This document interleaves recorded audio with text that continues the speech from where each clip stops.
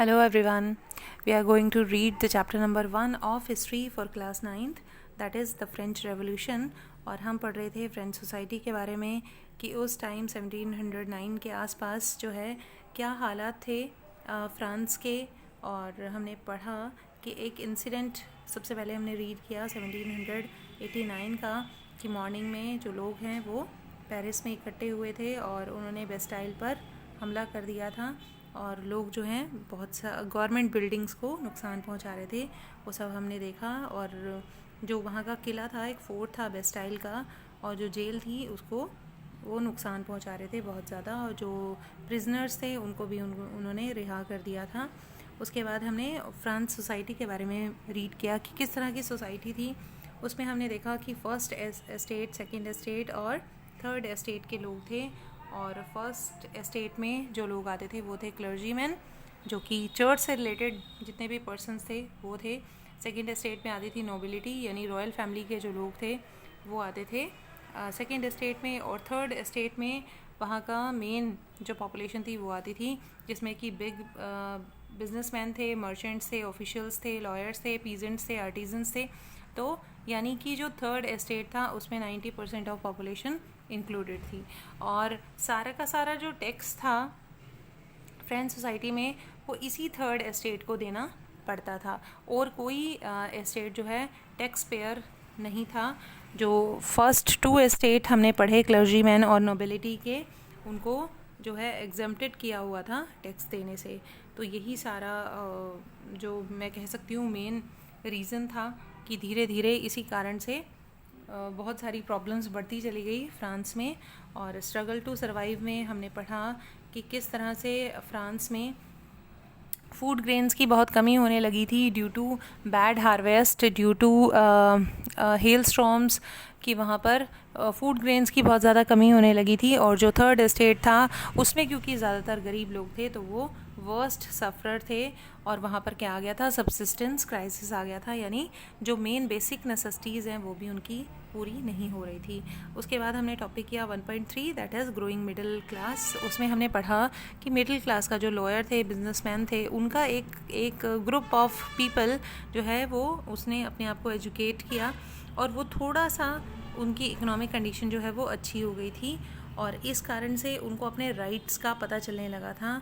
और जो उस टाइम के फ़िलोसोफर्स थे उनके बारे में हमने जाना कि जॉन लॉक और जो रूसो थे उन्होंने कुछ एक बुक्स लिखी, और उस बुक्स में कुछ आइडियाज़ उन्होंने अपने दिए, जिसमें कि एक आइडिया था डिवाइन एंड एब्सोल्यूट राइट का, जिनको वो पूरी तरह से रिफ्यूज़ कर रहे हैं अपनी बुक्स में। और एक आइडिया था उसमें कि गवर्नमेंट जो है बेस्ड होनी चाहिए social contract between the people's representatives. तो उसमें ये भी कहा गया कि सोशल कॉन्ट्रैक्ट पे बेस्ड होनी चाहिए गवर्नमेंट, यानी जो पावर्स हैं वो डिवाइडेड होनी चाहिए among the legislative, executive and judiciary. तो ये मानना था रूसो का। तो ऐसे बहुत सारे फ़िलोसफर्स हुए उस टाइम जिन्होंने फ्रेंच सोसाइटी पर अपना इम्पैक्ट छोड़ा। उसके बाद हम मेन टॉपिक पे आएंगे जो है द आउटब्रेक ऑफ रेवोल्यूशन। अब ये सब फ्रांस में हो रहा था, लेकिन रेवोल्यूशन क्यों हुआ उसका भी एक रीज़न है, तो let's talk about that. Louis XVI had increased taxes for reason. You have learned in the previous section.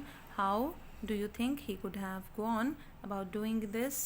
The France of old regime in the monarch did not have the power to impose taxes according to his will alone. तो अब क्या हो गया था, Louis 16 जो था उसको पता था कि उसका जो खजाना है वो खाली हो चुका है, जो ट्रेजरी है वो बिल्कुल एम्प्टी है। तो अब उसने इस एम्प्टी ट्रेजरी को भरने के लिए एक आइडिया निकाला, जो था कि टैक्सेस को बढ़ा दिया जाए। तो जितने भी टैक्सेस हैं अगर उनको बढ़ा देंगे तो हमारी इनकम जो है वो इंक्रीज़ हो जाएगी। लेकिन वहाँ पर एक रूल था कि अगर टैक्सेस इम्पोज करने हैं हमें किसी भी तरह के, तो वो सिर्फ अकेले राजा की मर्ज़ी से नहीं हो सकते, तीनों एस्टेट के रिप्रेजेंटेटिव्स जो है इकट्ठे होकर ही ये फैसला ले सकते हैं। तो अब क्या हुआ, rather he had to call the meeting of the estate general. तो एस्टेट जनरल्स का होना बहुत ज़रूरी था इस मीटिंग में, which would then passed his proposal of new taxes. The estate general was political body to which 3 estates and their representatives. तो ये estate general कौन थे, estate general ऐसी मीटिंग थी कि जिसमें तीनों स्टेट जो है अपने रिप्रेजेंटेटिव्स को भेजते थे और उसके बाद ही कोई टैक्स उन पर लगाया जा सकता था. However the monarch alone could decide when to call the meeting of this body. The last time it was done was in 1614. लेकिन राजा के हाथ में ये पावर थी कि वो जब चाहे इस मीटिंग को बुला सकता था और जब चाहे वो नहीं बुला सकता था. तो the king has the sole right कि उसकी मर्ज़ी है कि वो ये मीटिंग बुलाना चाहता है या नहीं. अगर उसको टैक्सेस को रिवाइज़ करना है तो उसे स्टेट जनरल्स की मीटिंग बुलानी पड़ेगी. On 5th May 1789, Louis XVI called together an assembly of the State General to pass proposal for the new taxes. The resplendent hall in Versailles was prepared to host the delegates, and first and the second estate sent 300 representatives each, who were seated in row facing each other on two sides. अब हुआ क्या कि 5 मई 1789 को Louis 16 ने ये meeting, ये assembly बुलाई जिसमें कि स्टेट जनरल्स को आना था. और क्या हुआ, फर्स्ट 2 रोज़ में जो है फर्स्ट और सेकेंड एस्टेट के 300 रिप्रेजेंटेटिव्स बैठे. यानी फर्स्ट एस्टेट के 300 रिप्रेजेंटेटिव्स और सेकेंड एस्टेट्स के भी इतने ही, लगभग इतने ही 300 रिप्रेजेंटेटिव्स फर्स्ट 2 रोज़ में बैठ गए. लेकिन अब क्या हुआ, जो थर्ड एस्टेट था उसके जो मेंबर्स थे, उसके जो रिप्रेजेंटेटिव्स थे, उनकी संख्या ज़्यादा थी. वो जो थे 1600 थे टोटल नंबर में. तो हुआ क्या कि थर्ड एस्टेट जो है had to stand at the back. तो थर्ड एस्टेट के मेंबर्स भी ज़्यादा थे तो उन्हें पीछे खड़ा होना पड़ा, जो कि उनके लिए एक इंसल्ट का इशू भी था. The third estate was represented by its more prosperous and educated members. जो थर्ड एस्टेट के भी जो मेंबर्स आए थे वो सबसे ज़्यादा, जो थर्ड एस्टेट में सबसे ज़्यादा अमीर और सबसे ज़्यादा एजुकेटेड मेंबर्स थे, वही यहाँ पर रिप्रेजेंट करने के लिए आए थे थर्ड एस्टेट को भी. यानी जो गरीब लोग थे, जो लेबरर्स थे या जो पीजेंट्स थे, वो नहीं आए थे. The third estate were represented by its more prosperous and educated members. Peasants and artisan and women were denied to entry in the assembly hall. जो गरीब लोग थे या पीजेंट्स थे, आर्टिजन्स थे या वुमेन थी, उनको एंट्री करना अलाउड ही नहीं था उस असेंबली हॉल में. However their grievances and demand were listed in some 40,000 letters. तो उनकी जो डिमांड्स थी, यानी जो लोग बाहर थे जिनको एंट्री अलाउड ही नहीं थी, उन्होंने भी अपनी जो डिमांड्स थी वो 40,000 लेटर्स में लिखकर अपने रिप्रेजेंटेटिव्स को दे दी थी. यानी थर्ड एस्टेट के जो 1600 मेंबर्स अंदर थे, उन्हीं को ही उन्होंने लेटर्स में लिखकर अपनी अपनी प्रॉब्लम दे दी थी. Voting in the estate journal in the past had been conducted according to the principle that each estate had one vote. अब जो वोटिंग होनी थी वो इस बेस पर होनी थी कि हर एक एस्टेट के पास एक वोटिंग राइट है. लेकिन जो थर्ड एस्टेट था वो डिमांड कर रहा था क्योंकि हमारे मेंबर्स ज़्यादा हैं तो हमारी जो वोट है वो 2 वोट्स काउंट हो बजाय कि 1 वोट के. यानी 1 वोट दी गई फर्स्ट एस्टेट को, 1 वोट दी गई सेकेंड एस्टेट को और 1 वोट दी गई थर्ड एस्टेट को. लेकिन थर्ड एस्टेट के, क्योंकि 90% ऑफ पॉपुलेशन मैंने आपको बताया कि वो थर्ड एस्टेट में थी, तो उसके रिप्रेजेंटेटिव्स भी ज़्यादा थे, तो वो चाहते थे कि हमें 2 वोट का अधिकार दिया जाए. But member of third estate demanded that the voting now be conducted by the assembly as a whole, where each member would have 1 vote. This was one of the democratic principle put forward by philosopher like Rousseau in his book The Social Contract. अब उन्होंने obviously Rousseau को पढ़ा था जिसमें equality की बात हुई थी और वो उसी इक्वालिटी की बात यहाँ पर करने लगे. When the king rejected the proposal, अब जो राजा है उसने उनके प्रपोजल को, जो भी उन्होंने बोला कि इक्वल राइट मिलने चाहिए वोटिंग के, वो उन्होंने रिजेक्ट कर दिया. And the members of the third estate walk to the assembly in protest. तो थर्ड एस्टेट के लोग जो हैं बिना कोई फैसला किए ही वहाँ से वो चले जाते हैं. उसके बाद क्या हुआ, representative of the third estate viewed themselves as spokesman for the whole French nation. तो अब जो है, अब इन्हें गुस्सा तो ऑब्वियसली आएगा ही क्योंकि उनको इंसल्ट का सामना करना पड़ा था उस असेंबली हॉल में. The representative of the third estate viewed themselves as spokesman for the whole French nation. On 20 June, they assembled in the hall of an indoor tennis court in the grounds of Versailles. तो Versailles में एक tennis court था जहाँ पर ये सारे के सारे जो रिप्रेजेंटेटिव्स थे ये दोबारा से इकट्ठे हुए। दे declared themselves as a national assembly and swore not to disperse till they drafted a constitution for France that would limit the powers of monarch। तो अब जो है इन्होंने ये यहाँ पर टेनिस कोर्ट में इकट्ठे हुए और इन्होंने एक कसम खाई कि यहाँ से तब तक नहीं हिलेंगे जब तक कि ये फ्रांस को एक नया कॉन्स्टिट्यूशन नहीं दे देते। यानी हम कह सकते हैं कि फ्रांस की इतनी बड़ी पॉपुलेशन का जो हिस्सा था वो अब यूनाइटेड था और वो खिलाफ हो गया था अपने ही राजा के। दे वर लेड टू मिराबियू एंड एबेसियस। तो मिराबियू और एबेसियस हालांकि ये दोनों ही फर्स्ट एस्टेट के मेंबर्स थे, मिराबियू भी और एबेसियस भी, तो ये दोनों ही फर्स्ट एस्टेट से थे, लेकिन इन्होंने फिर भी थर्ड एस्टेट का साथ दिया क्योंकि ये इक्वालिटी में बिलीव करते थे, क्योंकि फिलोसोफर्स थे। The Mirabeau was born in a noble family. तो यहाँ से क्लियर है कि मिराबियू जो है वो नोबल फैमिली से था, but was convinced of the need to do away with the society of the feudal privilege। तो ये जो है कि कुछ एक को प्रिविलेज दे दी जाए, यानी कुछ एक को सिर्फ इस बेस पर फ़ायदा दिया जाए कि वो रॉयल फैमिली में पैदा हुए हैं या वो चर्च के साथ जुड़े हुए हैं। इस बात को मिराबियू जो है वो खारिज करता था, उसको पसंद नहीं थी ये बात, तो इसीलिए वो थर्ड एस्टेट का साथ दे रहा था। He brought out the journal and delivered the powerful speeches of the crowd assembled at Versailles। तो इसने बहुत सारी पावरफुल स्पीचेस दी, वहाँ पर भाषण दिए ज़बरदस्त, कि ताकि वहाँ की जो मॉब है उसको ये इम्प्रेस कर पाए, और इसने किया भी। तो यानी कुल मिलाकर लीड करने वाले जो थे नेशनल असेंबली को, यही दो लोग थे। अबेसियस ओरिजिनली अ प्रीस्ट। अबेसियस कौन था? प्रीस्ट था, यानी फर्स्ट एस्टेट से था। Wrote an influential pamphlet called what is the third estate.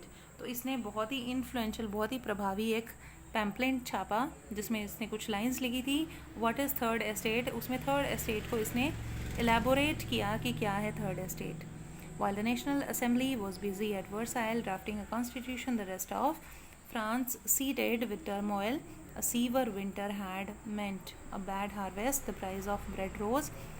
Often breakers exploited the situation. The hoarded supplies after the spending hours in long queues of bakery. Crowd of angry women stormed into the shops। तो अब क्या हो रहा था, situation वही की वही चली जा रही थी। जो आम लोग थे वो ब्रेड के लिए ऑब्वियसली बहुत ज़्यादा स्ट्रगल कर रहे थे। जो हार्वेस्ट था उनका वो अच्छा नहीं हो रहा था, जो फसलें थी वो अच्छी नहीं हो रही थी, तो लोगों को बहुत सारी परेशानियों का सामना करना पड़ रहा था। ब्रेड के लिए उनको लंबी लंबी लाइनों में खड़ा होना पड़ रहा था। जो वुमेन थी वो शॉप्स पे एक तरह से अटैक कर रही थी, शॉप्स में इतनी सारी भीड़ लगी हुई थी। At the same time the king order the troops to move into Paris. अब जब राजा ने देखा कि इस तरह से उसकी कंट्री में हो रहा है, तो उसने एज अ सिक्योरिटी सेना को भेज दिया, कहाँ? पेरिस में।